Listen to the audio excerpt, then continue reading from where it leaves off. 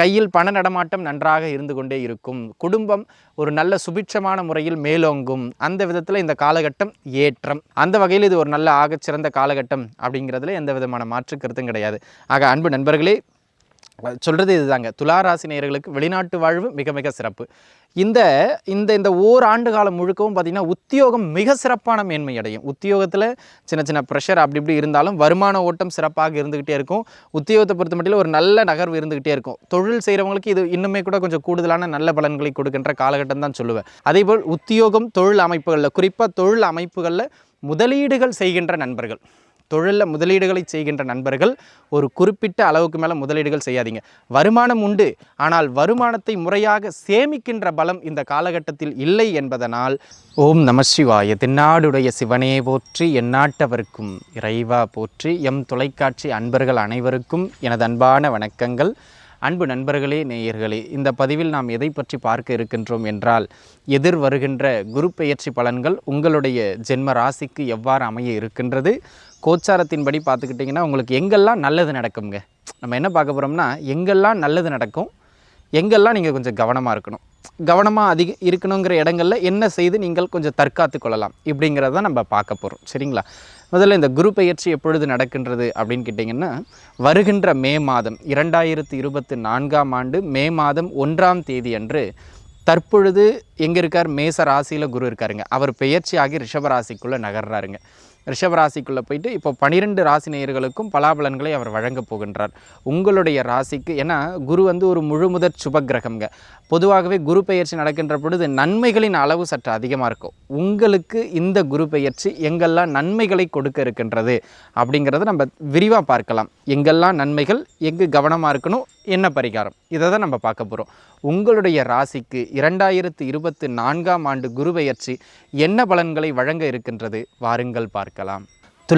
துலா ராசி நேயர்களே, துலாத்தை பொறுத்த மட்டிலும் சித்திரை நட்சத்திரம் 3, 4, சுவாதி நட்சத்திரம் முழு நட்சத்திரம், அதனை அடுத்ததாக விசாக நட்சத்திரத்தினுடைய முதல் 3 பாதம், இதில் பிறந்தவங்கெல்லாம் இந்த துலா ராசிக்குள்ளே வருவீங்க. துலா ராசியை பொறுத்த மட்டிலும் பார்த்தீங்கன்னா இதுலேயும் நேர்மையானவங்க, இதில் நியாயமானவங்க, எப்பொழுதுமே அடுத்தவங்க கிட்ட வேலை செய்கிறத விட இவங்களுக்கு தனித்து தொழில் பண்ணுறது, வியாபாரம் பண்ணுறது அப்படி தான் பிடிக்கும். பெரும்பான்மையான கடை வச்சுக்கிட்டு இருக்கவங்களாம் பாருங்களேன், சனி வலுப்பெற்றவங்க, சனி வலுப்பெற்ற ராசி இந்த துலாம் ராசி. இப்பேற்பட்ட இந்த துலா ராசி நேயர்களுக்கு இந்த குருவின் பெயர்ச்சி பார்த்துக்கிட்டிங்க அப்படின்னு சொன்னால் சாதகமான இடம்னு சொல்லக்கூடிய 7ஆம் இடத்துலேருந்து 8ஆம் இடத்துக்கு நகர்கிறார். அந்த வகையில் இது அட்டம குரு அப்படின்னு பேருங்க. 8ஆம் இடத்திற்கு குரு வருவது அந்த அளவு சிறப்பு கிடையாது கோச்சாரத்தில். ஆனால் குருவின் பார்வை சில நன்மைகளை தந்தே தீரும், அதில் மாற்று கருத்து கிடையாது. அதே நேரத்தில் குரு 8க்கு வந்துட்டாரேன்னு கவலைப்பட வேண்டாம். 6ஆம் இடத்துல ராகு இருக்கிறது ஒரு சாதகமான ஒரு நிலை. இந்த 8ஆம் இட குருவினுடைய கெடுபலன்கள் நடந்தாலும் அதை ராகு கட்டுப்படுத்துவார், பயப்பட வேண்டாம். சரிங்களா? சரி, இப்போ நம்ம நன்மை எங்கெங்க அப்படிங்கிறத பார்த்துருவோம். முதல் விஷயம், திருமண அமைப்புகள். திருமண அமைப்புகள் நன்முறையில் ஏற்படுகின்ற ஒரு ஆகச்சிறந்த காலகட்டமாக இது அமைகின்றது அப்படிங்கிறத நீங்கள் மனசில் வச்சுக்கிடணும். அந்த வகையில் கல்யாணத்திற்கு தாராளமாக முயற்சிக்கலாம். 2வது, குடும்பத்தில் நிறைய சுப நிகழ்வுகள் இந்த காலகட்டத்தில் தான் நடக்கும். குரு 8ல் மறைகிறார், ஆனாலும் குடும்பத்தில் நிறைய பார்த்திங்கன்னா சுப நிகழ்வுகள் நடைபெற்று கொண்டே இருக்கும். சரிங்களா? சுப விரயங்கள் நடைபெறுகின்ற காலகட்டம். ஆக அன்பு நண்பர்களே, சுப விரயங்கள் நடக்குது அப்படின்னு சொன்னால் சுப நிகழ்ச்சிகள் வீட்டில் நடக்குதுன்னு அர்த்தம். ஆக சுப விரயங்களும் சுப நிகழ்வுகளும் அடிக்கடி இந்த ஓராண்டு காலகட்டத்தில் உங்களுக்கு நடந்துக்கிட்டே இருக்கும். அதில் குறிப்பிட்டு பார்த்தீங்க அப்படின்னு சொன்னால், உங்களுக்கு திருமணம் அல்லது உங்களுடைய சகோதர சகோதரிகளுக்கு திருமணம் அப்படிங்கிற மாதிரி, அல்லது நீங்கள் வயதானவர்களாக இருக்கீங்க, உங்கள் பிள்ளைகளுக்கு திருமண அமைப்பை ஏற்படுத்தி கொடுப்பது, இந்த மாதிரியான அமைப்புகளில் ஒரு சிறப்பான ஒரு குருவின் பெயர்ச்சியாக இது அமைகின்றது அப்படிங்கிறதுல மாற்றுக்கிறது கிடையாது.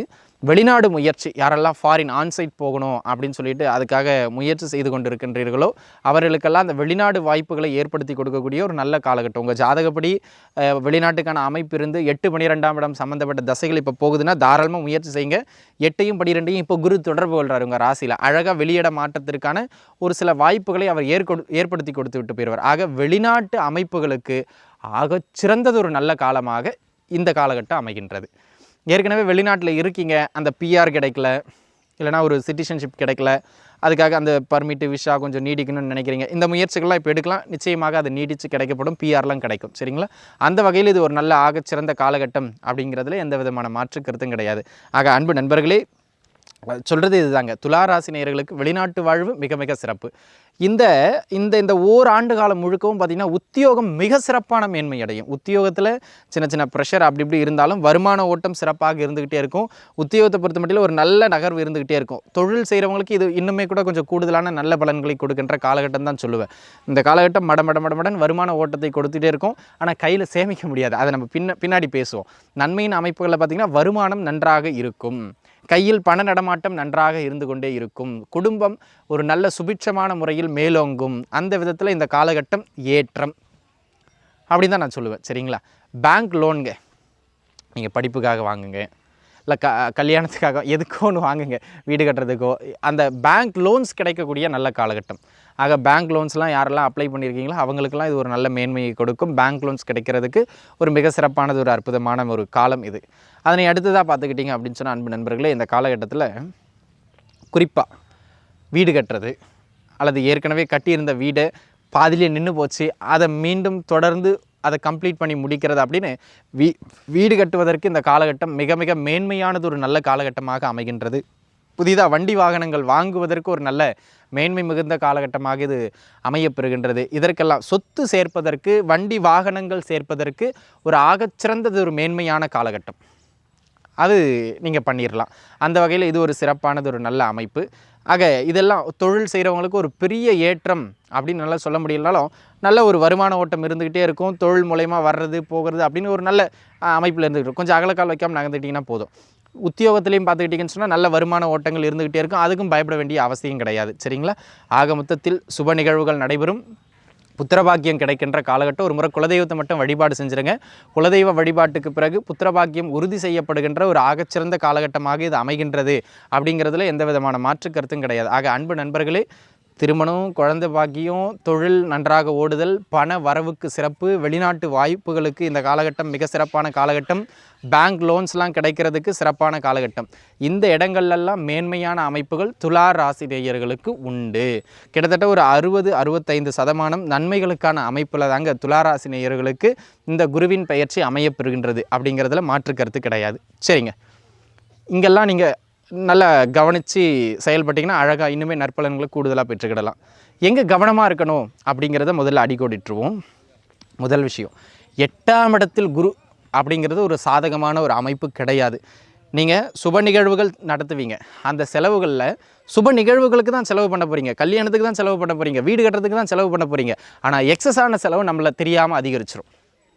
நீங்கள் போடுவீங்க, கல்யாணம் 4 லட்ச ரூபாய்க்கு செலவு பண்ணணும், நீங்கள் ஒரு எஸ்டிமேஷன் போட்டு நீங்கள் ஒரு கணக்கு பண்ணி அதை வந்து செலவு பண்ணுறதுக்காக எடுத்து வைப்பீங்க. ஆனால் உங்களுடைய 4 லட்சத்திற்கான செலவு அப்படிங்கிற எஸ்டிமேஷன் 6 லட்சத்தில் போய் நின்றோம். அப்போ பார்த்தீங்கன்னா எக்ஸஸாக 2 லட்சம் போயிடுச்சு. அப்போ அதுக்காக நம்ம கடன் வாங்க வேண்டிய சூழ்நிலைக்கு தள்ளப்படுவோம். நீங்கள் தவறான செலவு செய்யலை, நல்ல செலவு தான் செய்கிறீங்க, ஆனால் அது அளவுக்கு அதிகமாக செய்கிறீங்க. திட்டமிடல் சரியாக இல்லை. அதனால் உங்களுடைய செலவின் எண்ணிக்கை அல்லது செலவின் அளவு சதவிகித அடிப்படையில் உயர்ந்து போகுதுங்க. அப்போது ஒரு பொருளாதார நெருக்கடியை நீங்கள் சந்திக்கிறதுக்கான வாய்ப்பு அதிகம். கையில் பணம் வந்துக்கிட்டு போயிட்டே இருக்கும். கடன் வாங்கினா எல்லார் கையிலையும் தான் பணம் இருக்கும். சரிங்களா? ஆக கொஞ்சம் கடனை அதிகப்படுத்தாமல் பார்த்துக்கிடணும். உங்கள் கடன் அதிகப்படக்கூடாதுன்னா உங்களுடைய செலவுகளில் திட்டமிட்டு நீங்கள் செலவு செய்ய வேண்டியது அவசியமானது. அப்படிங்கிறது துளாராசி நேயர்கள் இக்காலகட்டத்தில் புரிந்து கொள்ள வேண்டியது மிகவும் அவசியமான ஒன்று. இது முதல் விஷயம். ரெண்டாவது, கடன் கேட்குற இடத்துலாம் கொடுத்துக்கிட்டே இருப்பாங்க. வாங்குங்க வாங்குங்க வாங்குங்க, வாங்கி வாங்கி கடனை ரொம்ப அதிகப்படுத்தி விடக்கூடாது. அப்படிங்கிறதுல நீங்கள் ரொம்ப கவனித்து இருக்க வேண்டியது மிக மிக அவசியமான ஒன்று. அப்படிங்கிறத நீங்கள் மனசில் வச்சுக்கிடுங்க. சரிங்களா? கடன் அமைப்புகள் அதிகரிக்காமல் பார்த்து கொள்ள வேண்டும். செலவுகள் திட்டமிட்டு செலவு செய்ய வேண்டும். அளவுக்கு அதிகமான செலவுகளை செய்து விடுவீர்கள். அதேபோல் உத்தியோகம், தொழில் அமைப்புகளில், குறிப்பாக தொழில் அமைப்புகளில் முதலீடுகள் செய்கின்ற நண்பர்கள், தொழிலில் முதலீடுகளை செய்கின்ற நண்பர்கள் ஒரு குறிப்பிட்ட அளவுக்கு மேலே முதலீடுகள் செய்யாதீங்க. வருமானம் உண்டு, ஆனால் வருமானத்தை முறையாக சேமிக்கின்ற பலம் இந்த காலகட்டத்தில் இல்லை என்பதனால் சேமிப்புகளை அதிகப்படுத்துகின்ற அமைப்பு இப்போ இல்லைங்கிறதுனால என்ன வருமானத்தை நீங்கள் எடுத்தாலும் அதை சேமிக்க முடியாது. அப்போ நம்ம என்ன பண்ணோங்க, ஒரு பொருளாக மாற்றி வச்சணும். இந்த காலகட்டத்தில் செலவுகளை வீடு பக்கம் மாற்றுங்க, இந்த காலகட்டத்தில் செலவில் ஒரு கோல்டு வாங்க மாற்றுங்க, இந்த காலகட்டத்தில் செலவில் ஒரு வண்டி வாகனம் வாங்க மாற்றுங்க. ஆக உங்களுடைய ஒரு விரயம் ஒரு பொருளாக கன்வெர்ட் ஆகிடணுங்க. அப்படி கன்வெர்ட் ஆகலை, செலவு வீண் செலவாக போயிடும். சரிங்களா? அப்போ அதை மனசில் வச்சுக்கிட்டு உங்களுடைய செலவுகளை மடைமாற்றி முறைப்படுத்த வேண்டியது உங்களுடைய அவசியமான ஒரு கட்டாயமான ஒரு சூழ்நிலை. அப்படிங்கிறது நீங்கள் உணர்ந்துக்கிட்டு தான் ஆகணும். சரிங்களா? அந்த வகையில் இந்த காலகட்டம் கடன் அமைப்புகளை அதிகப்படுத்தக்கூடாது, செலவுகளை அதிகமாக செய்யக்கூடாது, திட்டமிட்டு செய்ய வேண்டும். அதேபோல் தொழிலில் ஒரு குறிப்பிட்ட அளவுக்கு மேலான முதலீடுகளை நீங்கள் முன்வைப்பது சிறப்பு கிடையாது. திட்டமிட்ட முதலீடுகள் அவசியமானது அப்படிங்கிறத துளாராசி நேயர்கள் உணர்ந்து கொண்டீர்கள் என்றால் போதுமானது. சரிங்களா? ஆக இதுதாங்க இந்த முதலீடுகள், இந்த பணம் சார்ந்த விஷயம், இந்த தொழில் முதலீடுகள், செலவு, இதில் மட்டும் நீங்கள் கவனித்து இருந்துக்கிட்டீங்க அப்படின்னு சொன்னால் அன்பு நண்பர்களே, இந்த காலகட்டம் பெரிய தொந்தரவுகளை உங்களுக்கு கொடுத்து விடாது. என்னதான் பொருளாதார ரீதியாக நெருக்கடி வந்தாலும் 6ஆம் இடத்துல இருக்கிற ராகு அதை சமாளிக்கின்ற பலத்தை உங்களுக்கு கொடுத்துருவார். கவலைப்பட வேண்டாம். சரிங்களா? பரிகாரம் என்ன பரிகாரம் செய்யலாம்? திட்டமிட்ட செலவு செய்கிறதும், கடன் பெரிய அளவில் வாங்கி அகலக்கால் வைக்காமல் இருக்கிறது தான் பரிகாரம். சரிங்களா? அதை நீங்கள் முறையாக பார்த்துக்கிட்டீங்க அப்படின்னு சொன்னாலே போதுமானது. இருந்தாலும் உங்களுக்கு அருகாமையில் இருக்கக்கூடிய சிவ ஆலயங்களில் தட்சிணாமூர்த்தி அப்படின்னு ஒரு தெய்வம் இருப்பார். அவருக்கு ஒரு நெய் தீபம் மாதத்தில் ஒரு முறை வியாழக்கிழமையில் காலையில் 6 மணியிலிருந்து 7 மணிக்குள்ளே ஏற்றுறது மிக மிக சிறப்பு. அதை ஏற்றிட்டு போயிட்டு கடனை வாங்குறேன், அதை ஏற்றிட்டு போயிட்டு தொழில் அதிக முதலீடுகளை போடுறேன்னா தட்சிணாமூர்த்தியை டென்ஷன் ஆயிடுவார். சரிங்களா? அதுக்கப்புறம் நம்ம பொறுப்பு கிடையாது. அதனால் கூடுமானம் வரையிலும் அகலக்கால், இப்போ எங்கெல்லாம் எங்கே பிரச்சனை அடிகோடிட்டு காட்டியாச்சு, அந்த அடிகோடிட்ட இடங்களில் என்ன பண்ணணுங்க, பெருசாக அகலக்கால் வைக்காமல் இருந்துக்கணும். அப்படி வைக்காமல் இருந்தீங்கன்னா ஒன்றும் பிரச்சனை கிடையாது. சரிங்களா?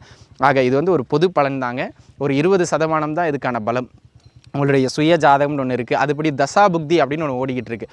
அந்த சுய ஜாதக தசாபுக்தி நன்மையாக இருந்தால் நீங்கள் பெரிய அளவில் பயப்பட வேண்டிய அவசியம் கிடையாது. துளாராசி நேயர்களுக்கு 60-65% நன்மையான ஒரு குரு பெயர்ச்சியாகவே இது அமைகின்றது. நன்றாகவே இருப்பீர்கள். வாழ்த்துக்கள். நன்றி.